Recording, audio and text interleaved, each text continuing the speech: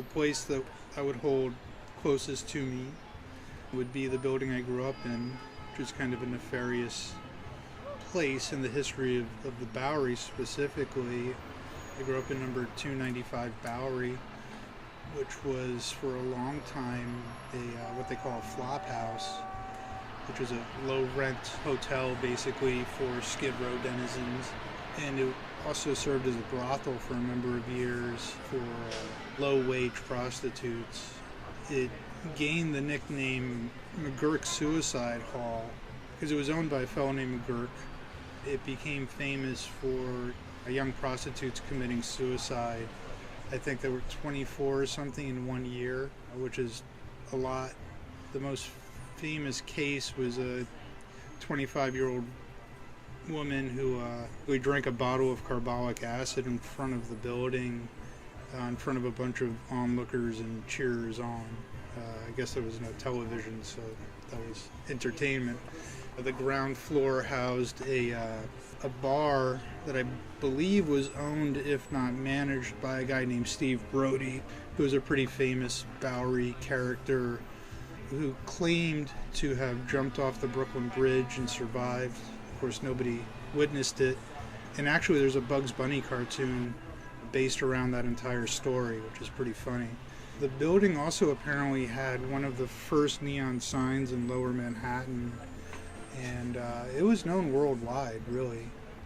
It stayed a flop house probably till the late 60s. When my father moved in 1970, he had to physically remove all the partitions, which were just thin wooden beams and chicken wire, maybe a bare light bulb and a metal locker, and that was it. Probably 50 cents a night. He said he had to sand the floors because they were just covered in years of excrement and bile, and pretty disgusting, really. But it was a large loft space, and he kind of fell in love with the amount of space there was, and at the time he was pursuing a career as a sculptor, so the space and the light were very important to him.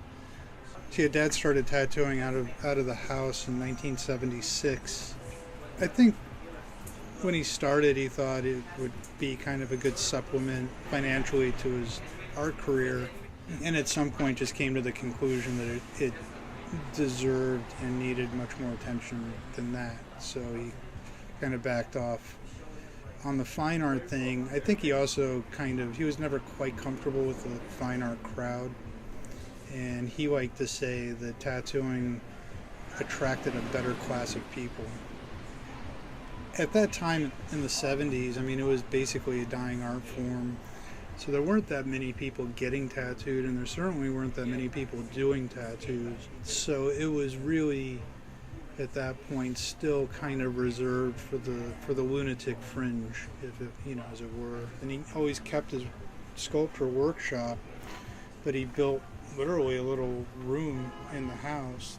It was a very professional looking little tattoo shop. Then when I started tattooing with him, we extended it, opened it up, put 2 booths in there.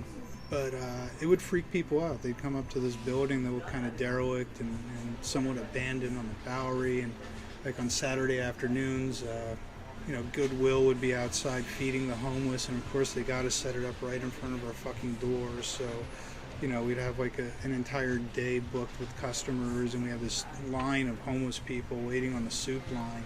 So they'd have to, if they could make it through that line to get to the door, obviously they were brave enough to make it upstairs, so you knew you had them. You knew they were going to get something. Yeah, it was challenging. A lot of people would get to the building and get completely freaked out just by the look of it. So you'd let them in, because we were on the 4th floor. You wait, nobody. They'd probably get to the stairwell and go, oh, fuck this, that kind of a thing. But my father lived there until they tore the building down. Geez, when was that? It must have been 2005, something like that. It was probably about 7-8 years ago. So he was in there from 1970 till then. They tried to save the building by filing for landmark status, but apparently that takes about 5 years to go through. They didn't act in time. Right now there's a building that's owned by Avalon Christie Corporation. It's a gigantic steel and glass co-op or condo building. EBGB is there. Actually, that right where that is literally right next door to where the entrance to 295 Bowery would have been. The last I heard, and this was right after the building went up, 2-bedroom apartment goes for about $5,600 a month.